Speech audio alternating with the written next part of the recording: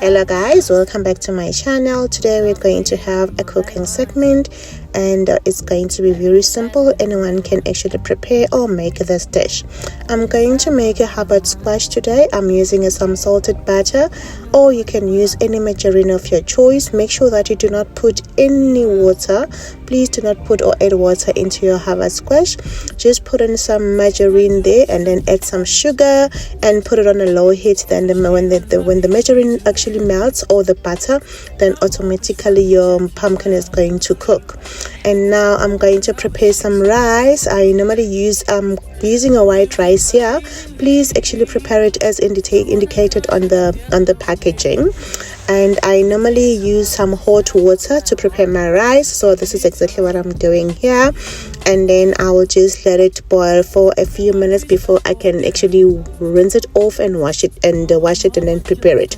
And here I'm going to check on my Hubbard squash again. Just make sure that it does not bend down the pot. Just keep on stirring, and preferably please use some non-stick pots. They were very, very, very good. And I like them because you don't have to be scrubbing when you're washing them as well. You put that aside. I'm going to add, once it's soft, you're gonna add your mixed spices. This spice has a combination of your cinnamon and some nutmeg, so I'll prefer using this one, but you can use cinnamon alone, it's also fine.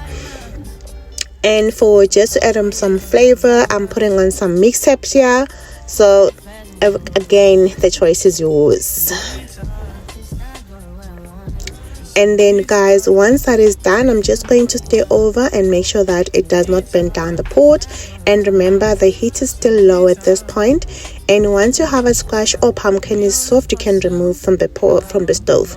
And now I'm going back to my rice. It's already washed here. I'm adding my turmeric for some color, and I'm also gonna add some oregano spice here, just for that nice flavorful and that smelling fragrance that you're going to get from your rice once it's actually cooked.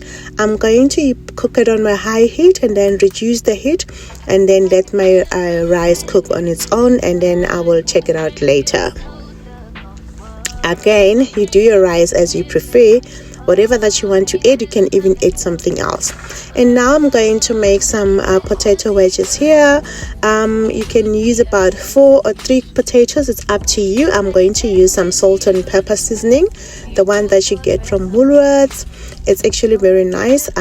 Just be generous with the amount of that you're going to use, because some of the potatoes, they require a lot of salt. And I'm only going to use the aromatic spices from Robertson's. This one is for roasted potatoes, so you can add that as well. And next up, also from Master Blend, Robertson spices. You can also add your rosemary and I don't remember, and garlic keys. And then now you're gonna add some paprika. Paprika, guys, it's one of the nicest spices that you can add on to most of the dishes that I use. I actually do add paprika. And then now you can add some oil. It's up to you if you're going to make your if you're going to use your olive oil or just sunflower oil, then it's still okay. Rub your potatoes through on the spices with the oil, and please make sure that your potatoes are dry before you can even spice them on, otherwise they will be a bit wet. So just rub them on. I'll put my oven at 200 degrees when I start, and then put them on 180. Reduce the heat once I'm putting them on the stove. And now I'm going to go to my lamb stew. I'm sauteing some onion here. I'm going to add some garlic and ginger, so it's just crushed garlic and ginger. And also, as I've written in the instructions there, I'll add my I will actually add my tomato paste. I add my curry paste, and also I've added my celery inside my pot. Once everything is actually simmering like that, you can just also add that, and you can also add your carrots there. Some people like using some mushroom. You can use actually any kind of a vegetable that you feel that you want to put there. You're not restricted, or you can just use whatever that you have at this particular point. The main point is to make sure that you try and discover more flavors as much as possible. Then you can mix all the flavors together, and then make sure that this is on high heat now, so that your pot is nice and hot, and you're going to be ready to put on your meat inside there. But then also you can also use the same base for any other dishes, so you can still use your onion only or some peppers and stuff like that. So I'm adding my carrots in here, and also my robot peppers. This is quite optional, it just depends on the choice. So I was about to make something else, and I decided, okay fine, let me just throw these ones inside this pot and just cook them together so that they don't go to waste. So you're gonna stay and mix everything together, and then once that is actually done and you can see that your mixture is nice and simmering, I'll add some cinnamon stick as well. It's up to you. And then now I'm going to add my salt and pepper seasoning again, and then make sure that you're generous depending on the amount of meat that you're going to put on your pot and how big is your pot. And also now I'm gonna add some paprika in there. Just be generous as possible because you want your food to be nicely flavored. Okay, once I'm done with the paprika, I'm adding my olive seasoning. This one is from PMS. It's actually a really nice flavor. You can add that, and then you can put in some thyme in there. It's okay. You can use whatever spices that you have. It's some mixed herbs. If you can put them in. Some parsley, you can even put it on there, as long as it's nice and flavorful. So I'm adding my 11-in-1 spice mix. This one is from Woolworths, so you can always get that, or get any masala spice that you have. And then I added some lemon there. Make sure that I mix everything well. Make sure that the meat is nicely the spices that you put on before is nicely spread throughout the whole pot, and the meat is actually nicely flavorful. And then just mix as much as you can. And then here I've added a 250 ml of my red sweet wine. It's up to you. This is also optional. You can just add your 2 cubes of stock cubes or chicken cubes, and then add some water, put it in there, and then let simmer. And then add some bay leaves. It's also optional. It's not like compulsory that you're not going to get a flavorful meal if you're not going to add this. It's completely optional. And then once that is done, you can close your pot and let it cook for about an hour or so. Check on your potatoes now, and then make sure that they are nice golden and brown. Then you can remove them once they are nice and soft.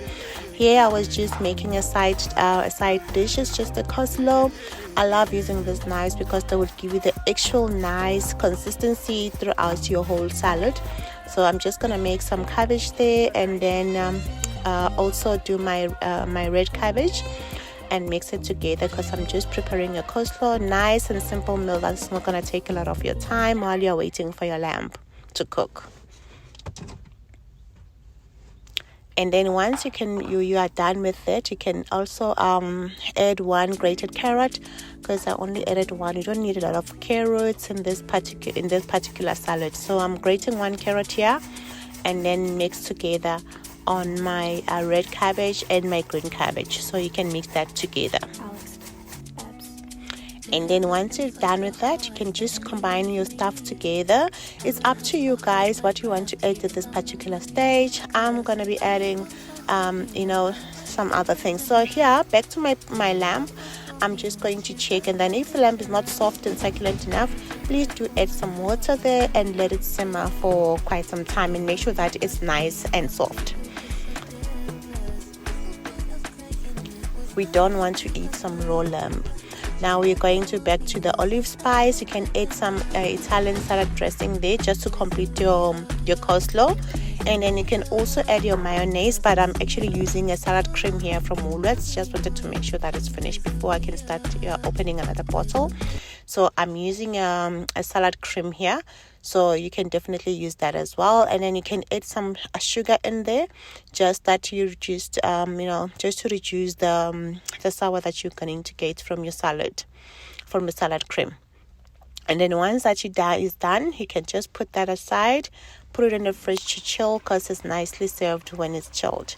Then you can go back to your lamb. Now you can add your Devon curry cooking sauce. It's up to you, not necessarily a Devon curry cooking sauce, it's fine. At this point, you can also add some tomatoes if you want to, just to give your stew nice, a nice gravy on it. And then once it's cooked, it has to look like this, guys. Then you must know that your lamb is nicely cooked and it smells amazing. I hope you're going to enjoy this meal. Happy cooking. Thank you for watching. See you next time. Bye.